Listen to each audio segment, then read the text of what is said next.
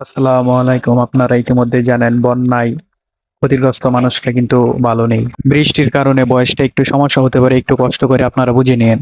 আপনারা যারা বন্যায় ক্ষতিগ্রস্ত মানুষদের পাশে দাঁড়াতে চান তারা বিকাশে এসে ডোনেশনে এসে আসসুন্না ফাউন্ডেশন দেখেন এখানে মার্ক করে দিয়েছে আসসুন্না ফাউন্ডেশনে ঢুকবেন।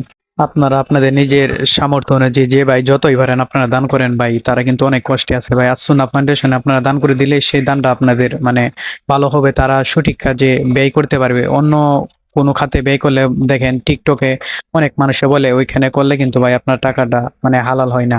আসুনা ফাউন্ডেশনে এসে আপনারা এটা আপনাদের নিজের পরিচয়টা গোপন রেখে আপনারা এখানে সব তথ্য দিয়ে আপনাদের নিজের পরিচয়টা গোপন রেখে আপনারা যার যত সামর্থ্য আছে সেই অনুযায়ী আপনারা দান করে দিন।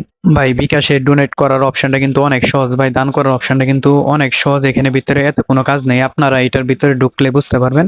খুব সহজে আপনারা যার যত সামর্থ্য অনুযায়ী আছে তাদেরকে দান করে দেন ভাই। তারা তাদের যে ফান্ডটা জমা হবে তা নিয়ে তারা বন্যায় ক্ষতিগ্রস্ত মানুষদেরকে সাহায্য করবে।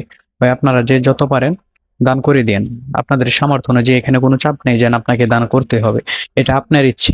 আপনি যদি চান তাহলে দান করতে পারেন, আর আপনি যদি না চান তাহলে করতে পারবেন না। তো সবার কাছে অনুরোধ রইল ভাই, আপনারা যে যতই পারেন ভাই আপনারা দান করতে থাকেন ভাই। দান করলে ভাই আপনাদের কমবে না ভাই। আপনারা সবাই কষ্ট হলেও একটু কিছু পরিমাণে টাকা ভাই ডোনেট করে দিয়েন, তারা অনেক কষ্টে আছে ভাই।